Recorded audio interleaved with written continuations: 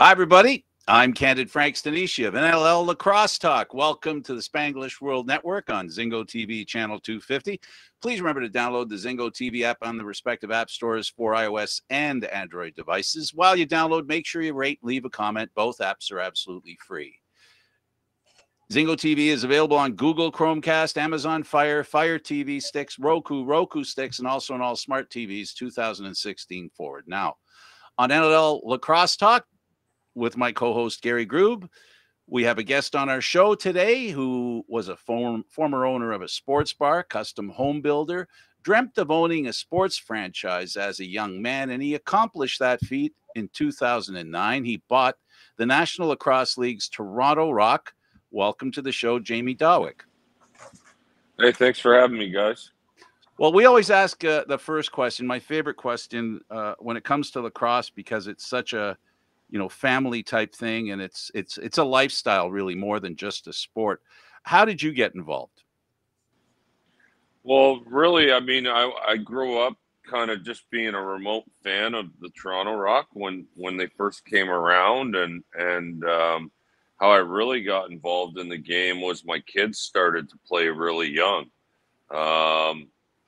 Lacrosse and soccer, I think, are the two sports that the kids can start playing at 3 years old or something like that. They're the youngest ones. And so they really started to get into that. And, it was a combination of that, knowing a few people that were playing in the NLL, things like that led me to where I am today.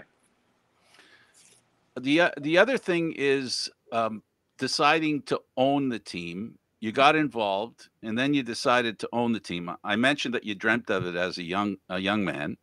How did that happen? How did you end up owning the team? Well, I mean, I just always dreamt of, having a role in sports and maybe owning a team and this and that. And I don't know if it was specifically grew up wanting that to be the Toronto Rock or lacrosse per se, but it was just actually. Funny enough, plays for me right now, but Dan Dawson at the time was and still is a friend of mine, and he just happened to got word that the team was for sale and reached out to me knowing that I might be interested in that. And one thing leads to another, and next thing you know, I was the new owner of the team. So it's kind of funny how that all comes full circle, and he's now playing for us here. Considering he was the one who kind of made that connection for me to purchase the team in the back in the beginning. Now you need to be congratulated on this show. We congratulate you and notice how important, how central you are to the game of lacrosse in Southern Ontario. You have the track, which is your facility there, which is basically a vertical everything business in lacrosse, starting from the youngest to the very oldest that play. In fact, as Gary is very proud of, and I am too, of the tournament that you held during the pandemic, you really have created a lacrosse atmosphere there in Oakville. Yeah, well, thank you very much. We appreciate that. I mean, we truly believe that this is the best, lacrosse specific facility, not only in Canada, but maybe in the world. And I know it doesn't have the seating capacity for big events, but that wasn't what it was about. And, we have kids. Yeah. We from the youngest ages all the way up, and there's a ton of good things going on here. We run a ton of programming out of here, and, it's something that we're really proud of and proud to call our home as the Toronto Rock team. But, just about the growth of the game of lacrosse in general. Before I hand it over to Gary, in all honesty and in all fairness, you had to make a tough decision. You had to move the team from Toronto to Hamilton. Ironically, it was in Hamilton way back when. And nobody begrudges you the reasons. The reasons are very logical. It's all about those three words in real estate: location, location, location. Unfortunately, the location can be very expensive and not be cost effective. And you have to consider the franchise being long-term. That's one thing nobody can deny as far as you're concerned. How important was it long-term to move to Hamilton? Well, I think it was very important. And there's just a ton of a ton of reasons that go into that, and a lot of stuff that people don't understand. And one example would be, I just sit back thinking about what would have happened with us this year if we were playing at Scotiabank Arena, with all those games being canceled, and the NHL and the NBA and the priority that those teams take, and stuff like that. I wonder what we would have been able to do to get through all that stuff. So, we feel like it was the right move for the franchise, both for the now and the long term. And that's why we made the decision. And it wasn't an easy decision. It was new for us.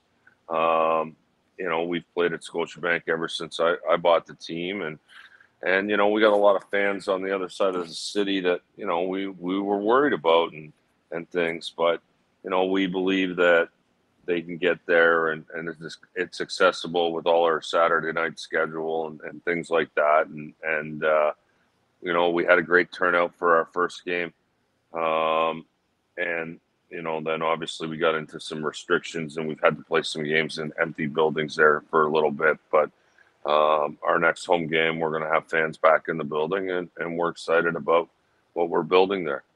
Yeah, you're not going to have anybody here questioning that decision and or being negative about it, because first of all, Gary likes to travel, so that doesn't affect him at all. And then, of course, I've got tons of Rock friends that have been following the team for a very long time. And Jamie, the one thing I heard them say that made me feel good about the move, I was concerned, I'll be honest with you, but a lot of them said to me, you know what, it's going to be cheaper to go to Hamilton. We could even stay in the hotel. You've got a business there in the shadow of the stadium that's hungry for business, and there's some good opportunities for, let me say, customers, not just yours, but the ones that you bring there, for the new downtown core in Hamilton. So a lot of them are once they started, figuring it out and actually going through the process of actually doing it, all I've heard are good things about people going there. And Rock fans are like lacrosse people, period. Jamie, that they're really family oriented. They consider themselves part of the family. And because of you and owners like you and the league itself, you allow the interaction directly with the fans. So there's this real familial relationship that's there. So I think you were given a chance, I think, right, to be able to prove that this was a good idea, and it worked for you. Yeah, I think the support's been great, and I think you talk about that, and I think about the first game we played in Hamilton, and just the area was buzzing, and all the restaurants were full, and people were, and yeah, it's cheaper for everyone. It is cheaper for people to, park in Hamilton, drink in Hamilton, eat in Hamilton, all those things, and I just think it fits our demographic a little bit better, and we feel like it's our home now, and we're excited about it. Yeah, I think the irony too is you've gone to Hamilton. Your sport has a symbiotic relationship with the Canadian Football League. Many of your fans are Hamilton Tiger Cat fans and Toronto Argonaut fans. I can attest to that. Absolutely. Gary, over to you, buddy. Sure. Now I want to go back to when you first purchased the team back 2009. Now, they say timing is everything. Now, you're talking about a franchise that had won 5 championships. It actually hit its peak, and I was on the way downward. Had a couple of bad seasons. The fan base starting to dwindle. You picked it up and made an immediate splash. Right away, you picked up Troy Cordingley. You picked up Terry Sanderson and started rebuilding. Let's go through those days. Those are exciting times to bring that Rock team right back to where it was. Well, it was, and I mean, that started with, Terry Sanderson and Troy Cordingley, and and really getting Colin back. The Rock was a powerhouse in the league, and then they traded Colin, and they kind of went through 3 down years, as I'm sure you'll remember, Gary, and it wasn't. To me, couldn't happen. The franchise was too good to let that happen to it. And, I think they got away from, what it took to win for whatever reason. So, Terry came in there and had an immediate impact with the roster, and we were competitive right out of the hop, which was huge. And he built the foundation there, and Troy did a good job too, and everything out of the gate actually worked very well. So you drafted well as well. You picked up Steph LeBlanc, Garrett Billings, all really, really great pieces to building up. And in your first year, in my opinion, you should have won the championship in 2010. And we blew that game. I mean, in my opinion, we were up. I think we were up 4. Gave up an empty netter at the end of the third, and just fell apart. I felt like we should have won that one for sure. And we obviously didn't, and came back the following year and got it done. And the rest, I should say, is history, because this team has been competitive every single year since then. And that's a testament to both. Yeah, we had that 1 year that the year after we went to the finals and lost. We came back the following year, and we basically just got decimated with injuries. Mm-hmm. And luckily for us, it's the 1 year we had our draft pick, and we had the second pick in the draft, and we end up drafting Challen, who is now the captain of our team and the leader of our team. But other than that 1 year, we've kind of felt like we're fighting for it every year, and we had some success early, and you think, okay, we're going to get back here all the time. But, as the years go by, you realize, how hard it is, no matter how good your team is, truly how hard it is to kind of get back to that championship game and then win it. Mm-hmm. Now I want to talk a little bit about Terry. Terry meant a whole lot to the franchise, more than just as a GM, but as a person and as a good friend to you. And more or less, he taught you everything about this business, I would say, wouldn't you? Yeah, I mean, listen, I didn't know Terry personally when he came to work for me. Mm-hmm. Worked very closely with him, letting him be the GM and just kind of working with him on everything. And, he taught me a lot about that. We became obviously very close friends, and, I don't want to say a father figure, even though him and my dad were about the same age, but he was more of a friend to me, and we just became really close, and he laid such a good foundation, the Terry's pillars of how he was and the way he was and the way he believed the franchise should be operated were, installed from day one when I bought the team. And, they were all things that I believed in and still do to this day. And, he laid that foundation for the first 5 years there, and then unfortunately, was taken from us. But it's something to this day, that we still kind of abide by all the same foundational, of the franchise, and we continue that. Now with track, like Frank had talked about how much you've had in the helping of building Ontario lacrosse. I would go a little further, because you've had your hand in all kinds of things with the NLL as well, being part of the last collective bargaining agreement. Are you part of this collective bargaining agreement as well? I'm not on that committee with the league, but the board is all involved kind of in that stuff, and we all communicate about that and give our input on those things, and do what we can do to make those things happen. So I'm not involved on it on a close upfront basis, but familiar, they keep us in the loop of what's going on there. You're a partner after all. There you go. No, to fill up the track also, you purchased the Oakville Rock, and for the summertime, it's like a carbon copy of the Toronto Rock, is it not? Well, I mean, there's a lot of crossover between the two teams, but that goes kind of back to my philosophies and my foundation, just the way we want to run the teams, and who we want involved in those teams, and a lot of our Toronto Rock players play in that league in the summer and play in so it makes sense for us to have those guys playing with us here. And we have a great young team in that league, and it's a totally different ball game from the winter for me. Summer, winter, and how they all work and run. But it's something that, when the NLL season ends and we turn the page on that, it's something that we obviously are involved in the summer, and keeps professional, semi-pro in that sense, but keeps that going on in here pretty well year round. You speak to that, expand on that for us. We've learned here doing the program how 12 months of the year is a lacrosse season. And as an owner and as a guy as deeply as involved as you are in lacrosse, speak to the transition for players to go from team to team. They're teammates, they're against each other.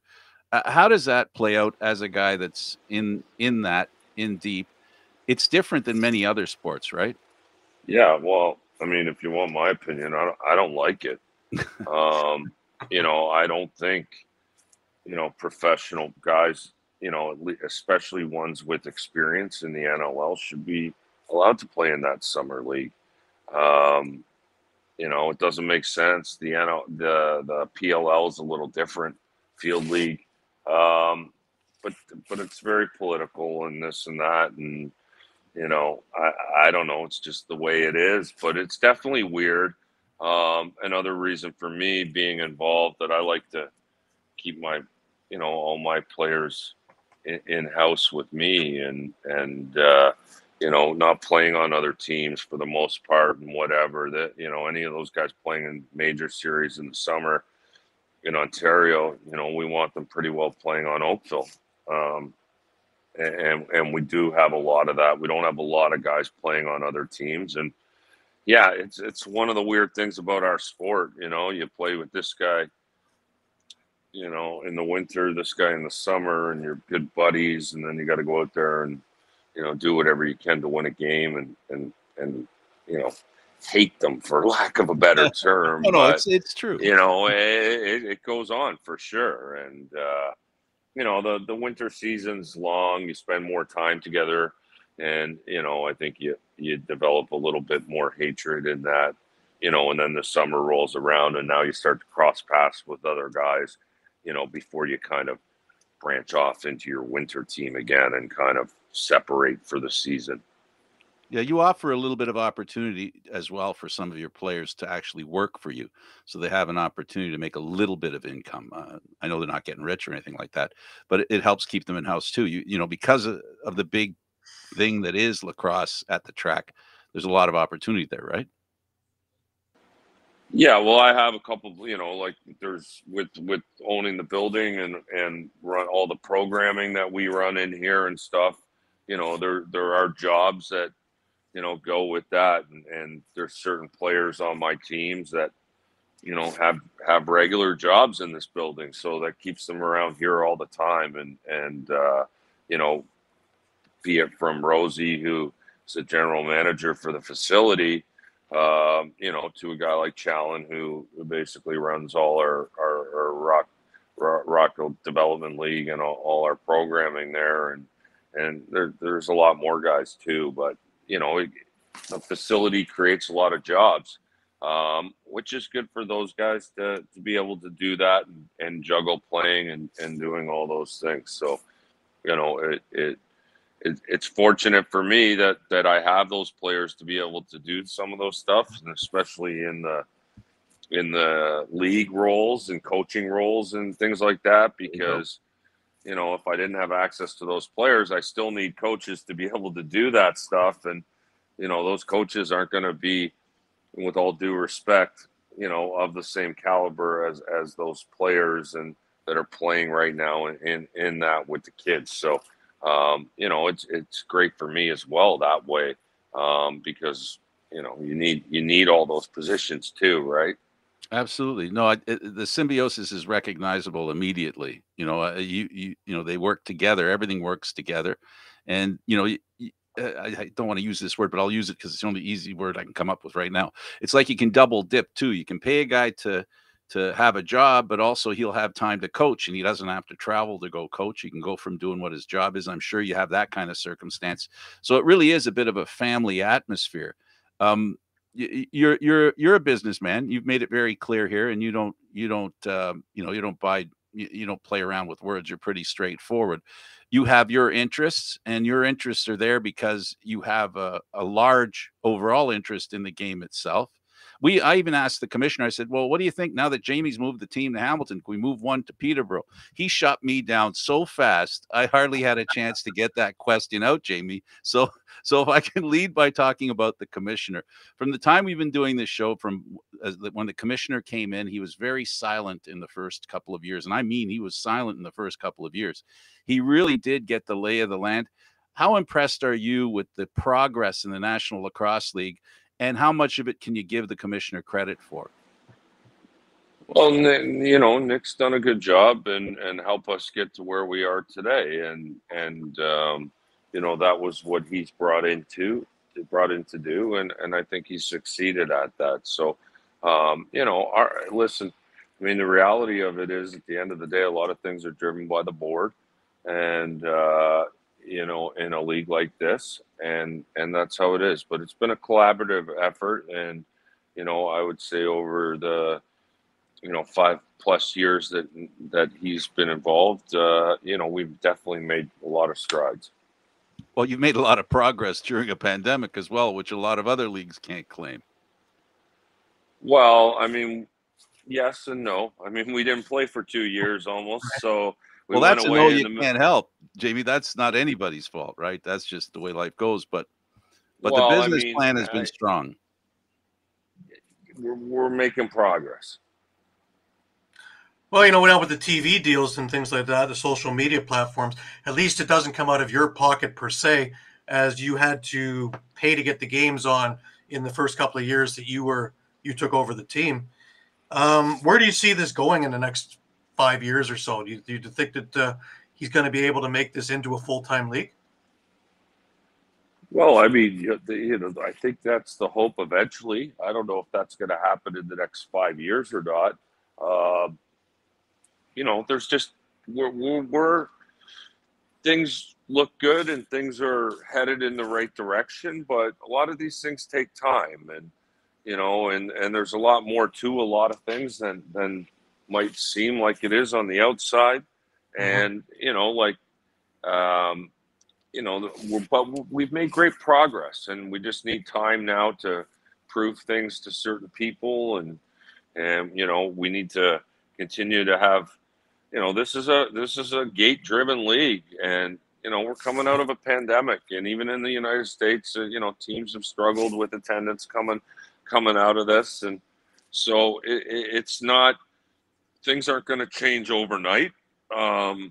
It's about the plan and the process, and continuing to make strides, and all those things lead to bigger and better things, and I think we'd like to get there one day.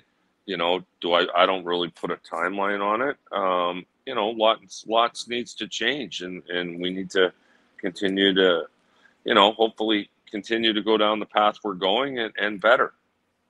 Yeah, there's different ways to get there as well, right? You have owners like yourself that are, basically doing it on your own. Then you have some franchise like Calgary and Colorado that have NHL connections. There's not one way to skin this cat, right? No, our league's very unique in that that there, all the owners. There's a wide variety of ownership in this league, and there are.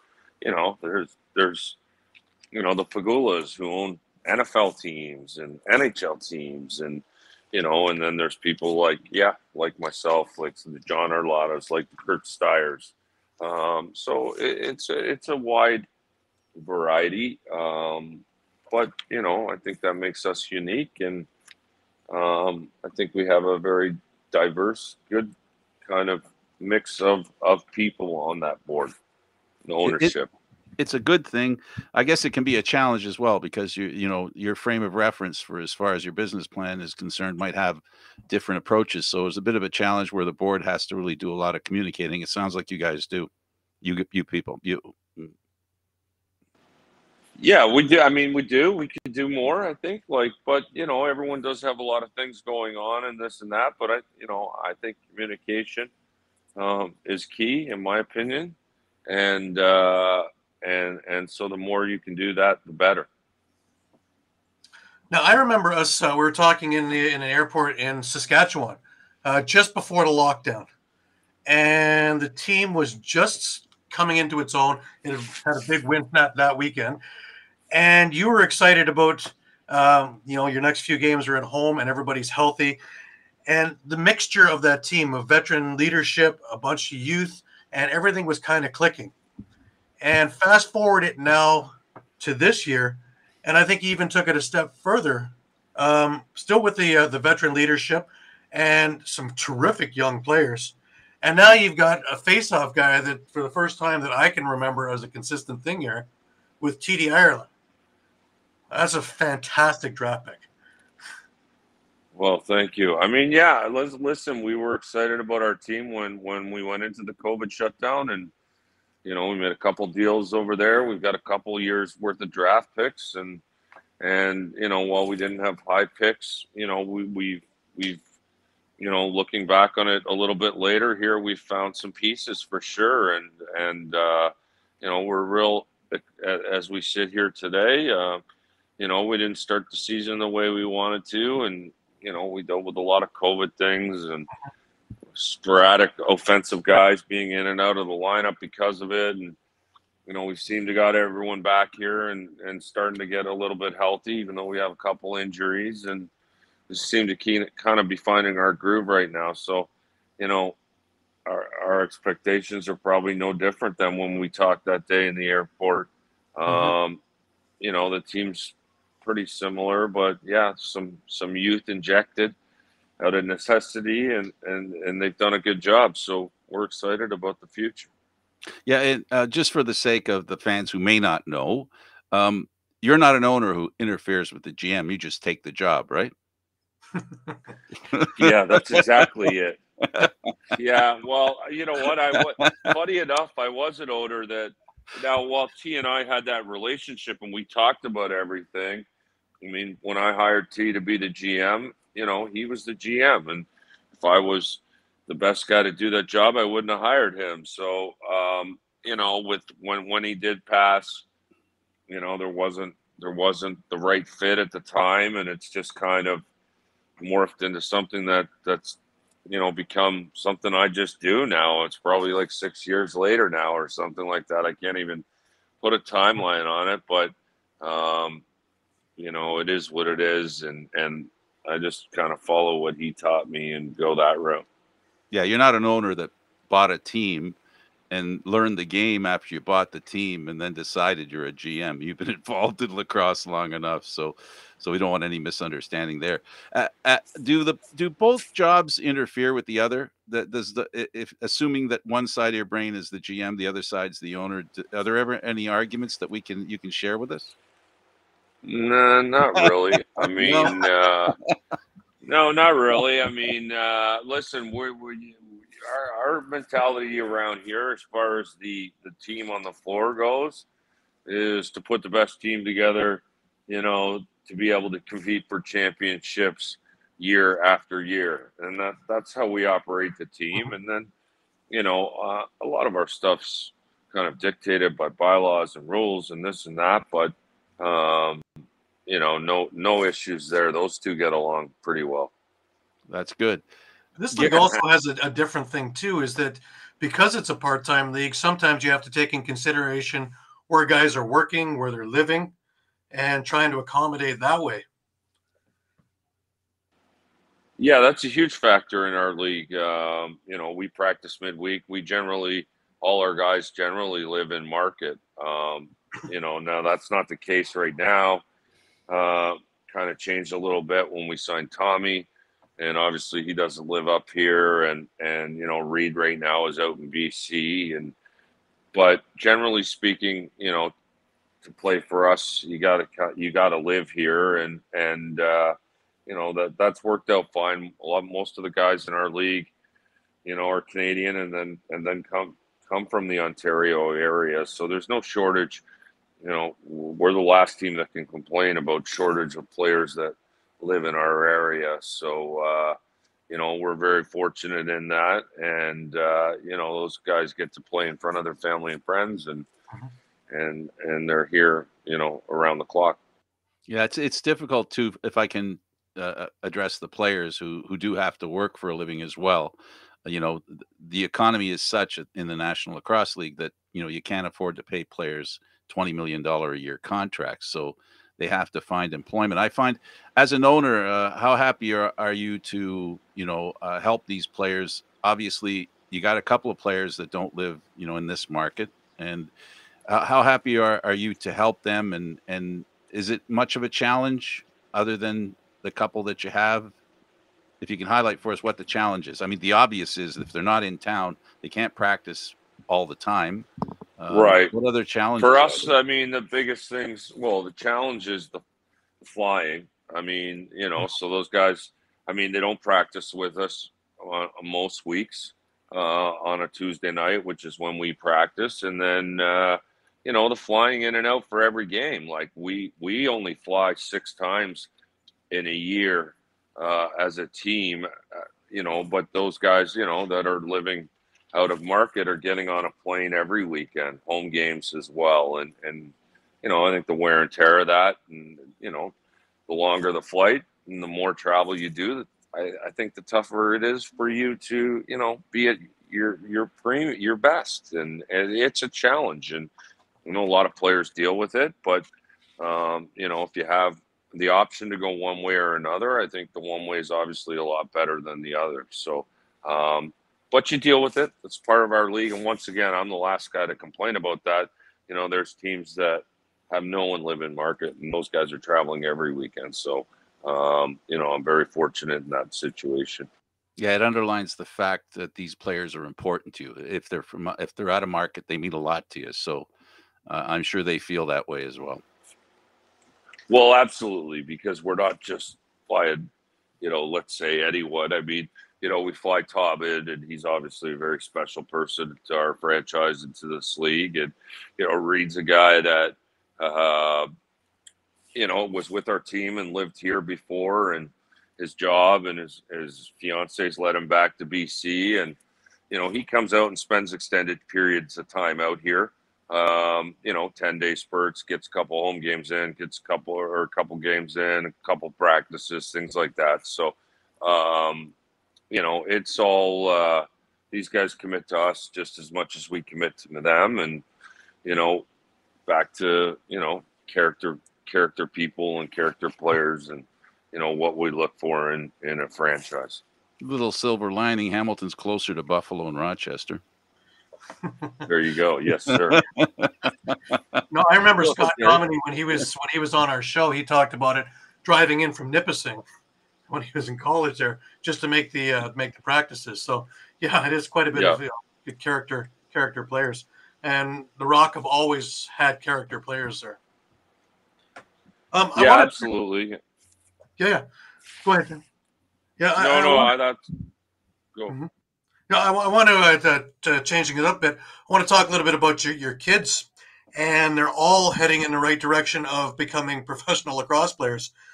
Josh at the University of Denver, he's just tearing it up now, isn't he?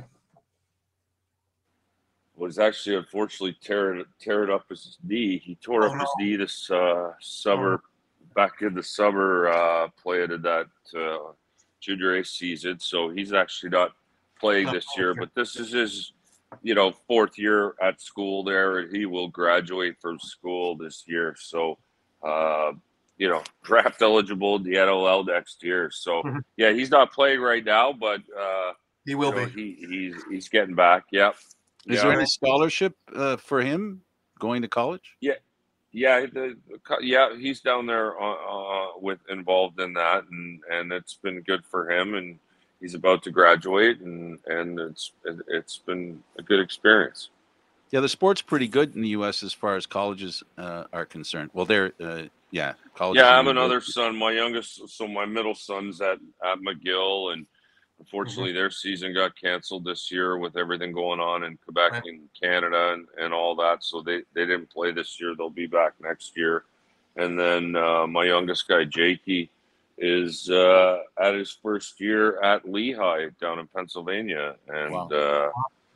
so yeah, they're all doing well, and all out of the house now. So it's a little different around here. Well, it's been fun watching him grow up since I sit right next to him, and from the time they Yeah, were the high. little, Yeah, and well, watching him go the right high. up. Yeah, you're their high five buddy for That's years. me. So it's been you've seen them. I look at the photo I have of them with the championship cup. Obviously just over 10 years ago, and they're so young, and now they're 21, 19, and 18, and it's just like wow, that was a long time. It seems like a long time ago, and you've seen them grow up that whole time yourself. Yeah, and it's amazing, and watching them develop and mature into the roles that they're going to be taking, and knowledgeable right from when they're young onward. So I think they're going to be great assets wherever they wind up. Well, thank you. I appreciate that. And they get to be immersed in a culture that is family driven, I guess. How's the wife like what you do? Well, she's on board. I mean, obviously, she was a very involved mother with everything that went on with our kids, and with our kids playing so much and being so involved in that. She's been involved, very heavily involved in the game of lacrosse. She loves the game. I'm very supportive of what I do, and that's great. Everything's great there. And one of your main sponsors is a home builder, fire and water restoration, Backley. Yep. He's out of Oakville Yeah. as well. Yep. He's been Yeah, with I you mean, from I've day known. one. Yeah, he has been with me from day one. He built the track. I've known Scott for a while, and he's a great guy and a great partner of the Rock and a great supporter. And they have been around since day one. So we appreciate our relationship with them Yeah, for his sure. sons are a little older than yours, right? Yes, his kids are a little older than mine. They didn't. His kids didn't play lacrosse. They were hockey kids, I believe. Yeah, I helped build his house in Oakville. Oh, really? Yeah, I did. I helped build his house there in Oakville. Yeah, got to know his wife and his sons, and I think he has a daughter too, right? There's 3 kids. Yes, he does. If I remember right. Does. Yeah, yeah. No, you've got your relationships are very long term, and I blame that on lacrosse. It's a very loyal group of people.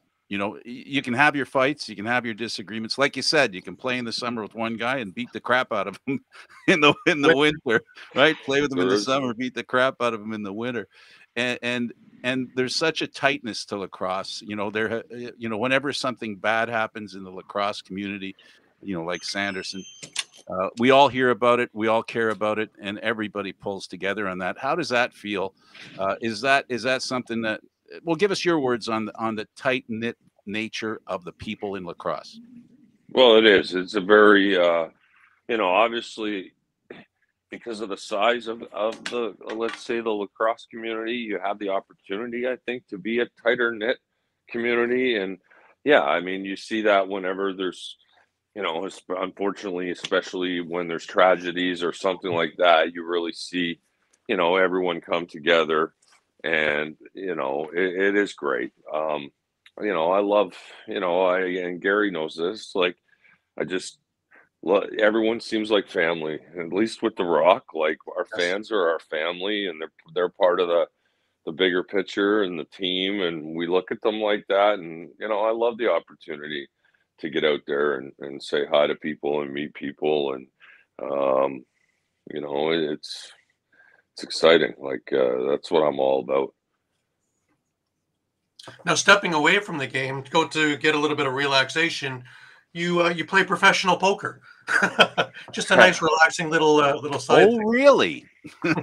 Well, listen, I mean, that whole thing was that whole thing's a little blown out of proportion. I say to people all the time, like, to me, if you're a professional poker player, you make a living off of it and you support your family and everything you do off of that. And that's not the case. I've played in a ton of events, big events, World Series of Poker, things like that. But, to call myself a professional poker player, I think that's a bit of a stretch. I'm a guy that showed up and paid big money to play in events. Yes. Right. And, anyone could do that. The buy-ins are big too. We're talking 10 and 20 grand. Yeah, I've played in some big ones. I mean, I played in the main event, the World Series of Poker, is $10,000 buy-in, and I played in that 10 or so a ton of times, really, and had some success, and it's a lot of fun. But yeah, there's all sorts of ranging ones where those numbers can vary from little to a lot. Yeah, how important is I haven't heard much about it. Is gambling ever going to have any kind of traction? No pun intended with traction with lacrosse. Well, there's a You lot of see it? stuff right Well, now, over like that. Canada. There's a lot of stuff up here, in different things. The league has some partnerships, I believe, with BetMGM and like we have the Toronto Rock have a big partnership with Cool Bet up here in Toronto, and they're a huge partner of ours. They're our jersey logo. They're on our jersey and all that. And, I don't know who's driving these lines and this and that, but you can, you see that popping up right now all over the place. And I think it'll only get bigger. Do you see it actually being impactful long term and important for you guys and how you function and maybe helping the players get paid?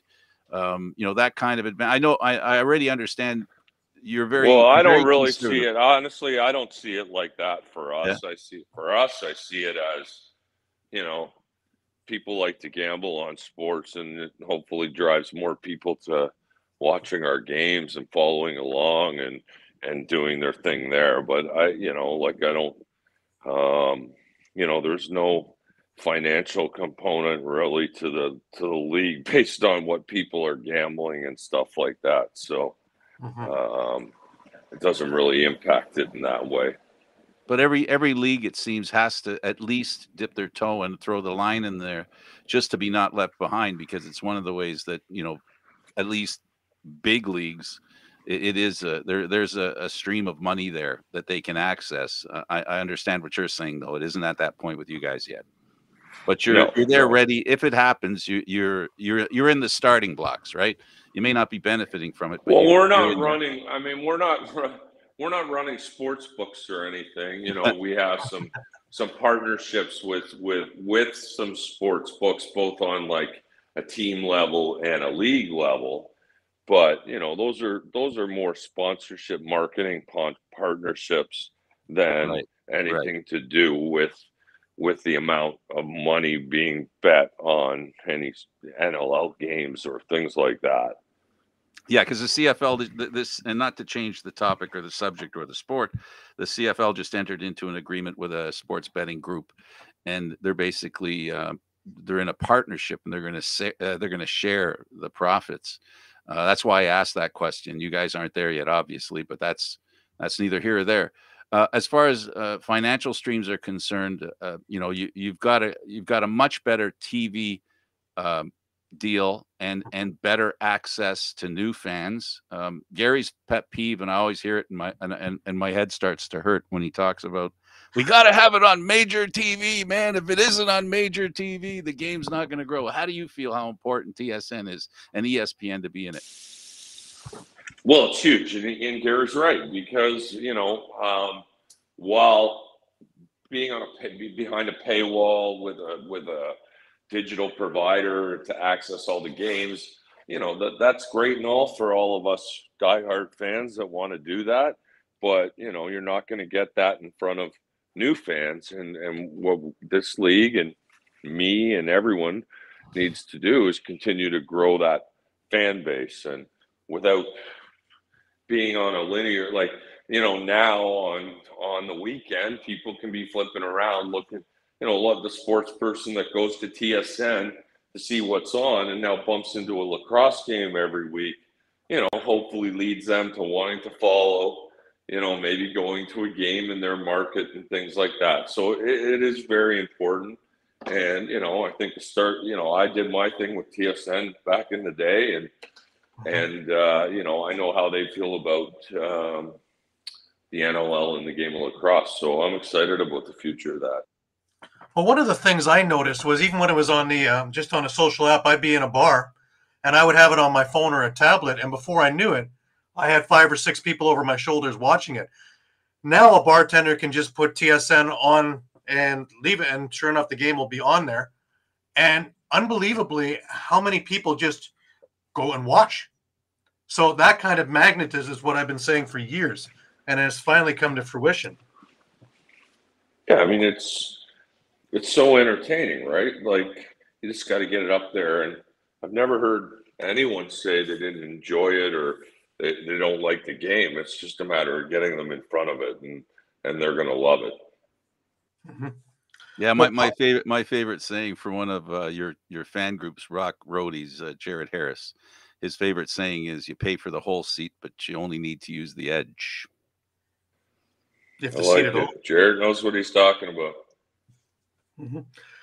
Yeah, well, because even with the Rock in its heyday, when it was sitting on the Score, when it was sitting on Sportsnet, it had that buzz in the city, and I think that buzz is starting to come back now. It's got a ways to go, but I think that we're finally in that right trajectory. Yeah, I hope so. And like I said earlier, all these things take time, right? So, game of the week now on TSN, that's the first step. We'll see where it goes from there, and hopefully we can build on that. But it's not going to happen overnight. But it's got to continue to, with a process and a plan, and get where you want to be eventually. Well, you're in a better place with TSN now because you have more Canadian. You have more Canadian teams now, which from a Absolutely. TSN perspective is helpful, yes. right? Yes, and that's 100% correct. And lacrosse is doing something that I wish for the Canadian Football League. You actually have a league that goes coast to coast in Canada.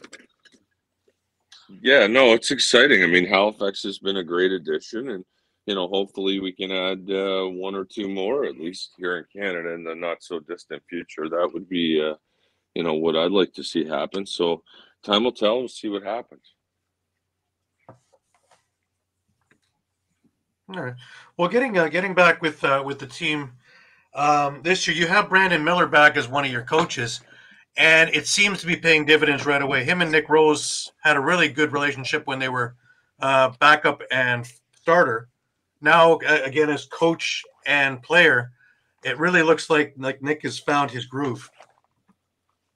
Yeah, I mean, Brandon's been great. I mean, he was actually with us as a goalie coach before he left and went back to Philly there. But back there, and he's just been working with Nick, and Nick didn't start the season the way he probably wanted to, and they've just been focused on a bunch of things, and Brandon's been a big part of that. But Nick's kind of found his groove here over the last 3-4 games, and playing more like the Nick Rose that we expect. So, we're real happy with what we're getting out of there, and Brandon's done a real good job as a goaltender coach. And Brandon's got a big hand in Troy and Riley as well, your backups. Absolutely. All of them. He's great. He's great, fits in great with the rest of our coaching staff, and we love having him around. Now, you also added Rusty Kruger this year, and we've had Rusty on the show before too. Great guy, former Rock player, spent a bunch of time on the bench in Buffalo. How different is it having Rusty there taking over for Blaine? Yeah, I mean, for me personally, I'm not on the bench or this and that. So, I think we run a lot of the same philosophies. Rusty's been a great addition for us, though. It's been kind of like a seamless transition, to be honest with you. He's very close and familiar with our coaching staff, and you know, everything's been really smooth. And you know, he came into a team that's been used to doing something one way for a while, and you know, he's done a great job so far, and a great addition to our. You know, we were sorry to see Blaine go, and but at the same time, you know, Rusty stepped in and kind of made that, like I said, made it kind of seem seamless for me personally, Right. and you know, everything's worked out real well there. Is there something we haven't touched? We've got 5 minutes left. If there's something that you feel you want the fans to know, lacrosse fans and fans who maybe don't follow lacrosse and are just tuning in here, you know, curious about what the owner of the Toronto Rock is saying that you have to say? Well, I just say, you know, as far as like the game of lacrosse, like check it out. We're now on TSN. We you know, whether it's us or someone else, it's a Canadian matchup, game of the week. You know, go check out a game in your market. It's 2 hours of the most entertaining sport out there. And while these players aren't, you know, $1 million athletes like other professional leagues and this and that, they're every bit the professional athlete and put on the same, you know, entertainment value as any of them. And I would argue even better than some. So check it out. It's a great game. You know, everyone that does falls in love with it, and you know, that's what I got for you. Well, Jamie, I go back to the 80s doing play-by-play for lacrosse for the Toronto Beaches. So I had an introduction to lacrosse a very long time ago. And Birchmount All right, Arena. well, one of my sons played for the Beaches for a few years there, so yeah, I got they practice they practice at the outdoor rink in the summer. Not anymore, but yeah. No, now they go in the sweat box at Ted Reeve that it is, I guess. But yeah, they're all sweat boxes yeah. in the summer. Not the track. No, not the track. Oh, okay, sorry. I want to make sure people understand. You don't sweat at the track. It's awesome. and besides, if anybody gets a chance to go there, I haven't had a chance to go there. I moved up to Wasaga Beach. I'm quite a clip away from you now. I've never had a chance. I lived around the corner, like I told you. I lived basically on the border of Mississauga and Oakville, but it wasn't there when I was there. So, you know, that's one thing I'd like to see one day. Come check out the track. I hear so many good things from Gary. Well, now that you have we'd love to have you. We'd love to have you down here sometime. I've got a place up in Collingwood there, so I'm familiar with where you are. But yeah, anytime you're down in this neck of the woods, love to have you by. Say hi, give you a tour of the locker room here and everything, and go from there. Absolutely, I look forward to it. Well, I just want to thank you for taking the time with us. It's been absolutely spectacular. I wish all the luck in the world and all the best in the world. And looking forward to March 5th when we can actually get back inside an arena. How good is that going to be, Gary? We missed you all being there, streaming, supporting us. We know you're doing it from afar, but we've missed you. Can't wait to get you back there. Hopefully we can get a couple more wins here before we see you guys there, and appreciate you guys having me and doing this. It's our pleasure, and I'd just like to add about the in-stadium experience. It's one of the only sports that plays music while the game's going on. There's a real energy there. It's a whole different vibe at a lacrosse game than it is at any other sport.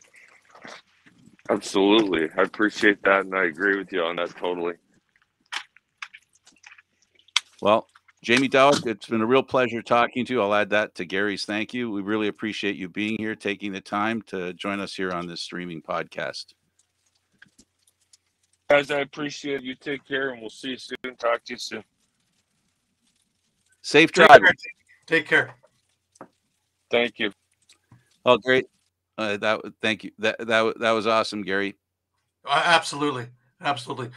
I would pull him the savior of Toronto lacrosse, really, because with all the ideas and all the extra things that he's done, and the future is really, really bright for this organization. You got great players. It's a great atmosphere. It's a great family ambiance in there, and I think anybody who's playing for them is really, really lucky. It's a tremendous organization. His business his business plan is multi-layered, right? He Mhm. doesn't need any one part of it to be very successful, as long as all the parts are successful to a degree. The Exactly. rock is safe. The track is safe. It's all, he's very committed to the game, and I think all lacrosse fans know that. I know a lot of the people up, as far as managing lacrosse are concerned, are even a little envious about what he's created in that little spot in Oakville. Yeah, watch more of these type of arenas pop up in the U.S. now that they've seen that this blueprint works, because he took a chance and it worked, and it's spectacular. And if you are in the area, you got to go take a look at it. It is phenomenal. Well, Gary, thanks again for another great NLL Lacrosse Talk show. Much appreciated. My pleasure as always, Frank. It's a pleasure doing a show with you. He's the star, and I'm the grunt, Candid Frank Stanisci. Thank you for watching NLL Lacrosse Talk, seen live Thursdays at 4 p.m. Eastern Standard Time. This show can also be heard on the Spanglish World Radio Network. For Lacrosse Talk, NLL-style news, entertainment, and other sports programming we offer, please check out SpanglishWorld.ca. Spanglish World. Watch it, hear it, read it, download it, and live it. Thanks for watching, everybody. See you next Thursday.